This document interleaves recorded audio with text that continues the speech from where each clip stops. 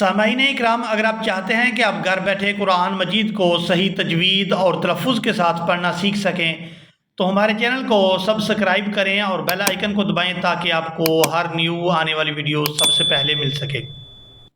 سامعین اکرام، آج ہم سورۃ البقرہ کی آیت نمبر 134 سے 136 تک تجوید اور تلفظ کے ساتھ پڑھنا سیکھیں گے۔ ہمارے لیے قرآن مجید کو تجوید کے ساتھ سیکھنا کیوں ضروری ہے، اس کے لیے چند مثالیں آپ کے سامنے رکھتا ہوں تاکہ آپ لوگوں کو قرآن مجید کو تجوید کے ساتھ پڑھنے کی اہمیت کے بارے میں پتہ چل سکے۔ یہاں آپ سکرین پر چند الفاظ دیکھ رہے ہیں۔ یہاں پہلا لفظ ہے الحمد، ہا کے ساتھ۔ اگر اس لفظ کو ہم ہا کے ساتھ پڑھتے ہیں تو اس کا معنی ہوتا ہے تمام تعریفیں، الحمد، تمام تعریفیں۔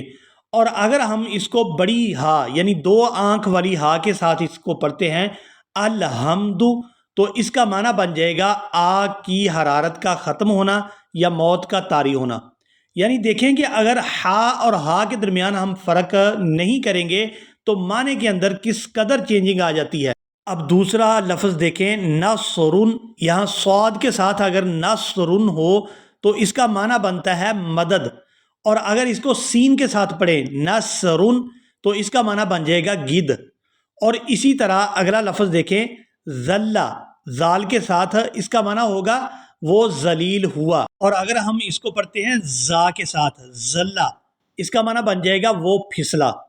تو یہاں آپ کو تجوید کی اہمیت کا اندازہ ہو جانا چاہیے کہ اگر ہم لفظوں کی پہچان ان کے مخرج سے اگر ادا نہیں کریں گے تو ہم گناہ گار بھی ہو سکتے ہیں، کیونکہ معنی کے اندر بہت زیادہ تبدیلی آ جاتی ہے، جس کی وجہ سے بعض دفعہ ہم نہ جانتے ہوئے بھی کلمہ کفر کہہ دیتے ہیں۔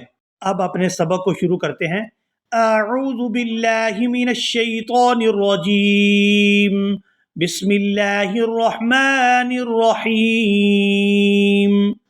تلک امت قد خالت، یہاں پر جو قاف دیکھ رہے ہیں یہ ہمیشہ ہی پورا ادا ہوتا ہے۔ قد خالت لہا، یہاں ہا کو الف مدہ کی وجہ سے کھینچ کر ادا کریں گے۔ لہا ما کسبت ولکم ما کسبتم ولا تسألون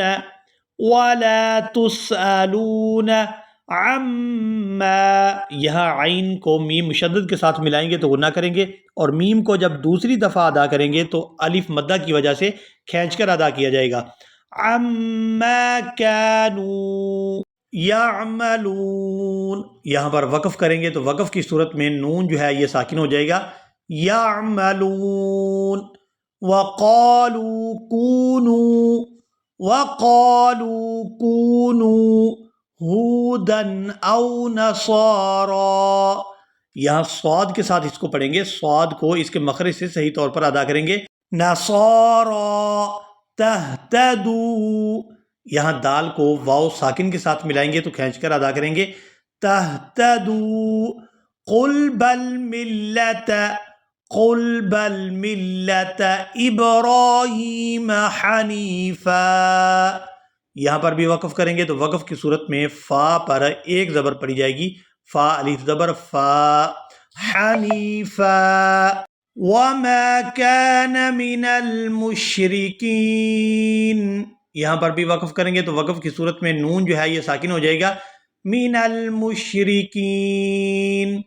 قولوا آمنا باللہ، یہاں لفظ اللہ کے لام کو باریک ادا کریں گے کیونکہ اس سے پہلے زیر ہے، باللہ وما انزل الینا وما انزل الی ابراہیم واسماعیل واسحاق ویعقوب والاسباط، یہاں طا کو اس کے مخرج سے صحیح طور پر ادا کریں گے، والاسباط وما اوتی موسیٰ وعیسیٰ وما اوتی النبیون،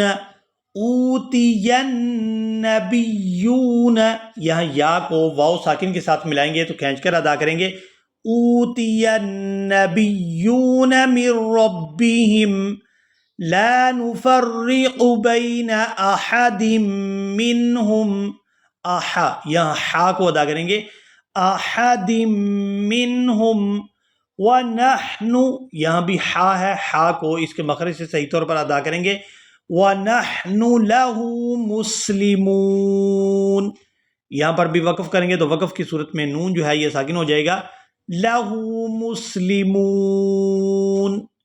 اسی کے ساتھ ہی آج کا ہمارا سبق مکمل ہوا، ملیں گے ایک نئی ویڈیو میں، تب تک کے لیے اللہ حافظ۔